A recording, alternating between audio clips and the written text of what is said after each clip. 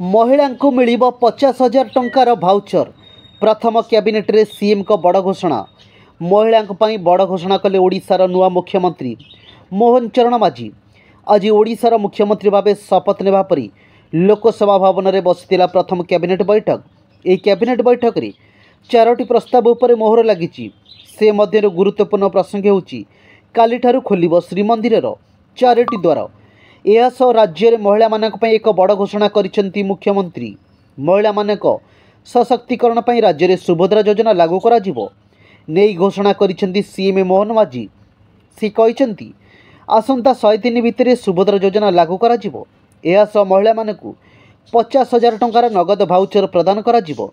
सेथिपई महिला और शिशु विकास एने संपूर्ण गाइडलाइन प्रस्तुत करने को विभाग को निर्देश दिया जायछि। यह सह पूर्व सरकार चलुथिबा मिशन शक्ति योजना संपूर्ण फेल मारिथिबा कहिसेंती मुख्यमंत्री। यह सह राज्य रे महिला सशक्तिकरण दिगरे नुआ सरकार नुआ योजना लागू करने को जाउछंती, जहाँ राज्यर महिला सशक्तिकरण दिगरे बेस सहायक हेबो बोली कुहा जाउछि।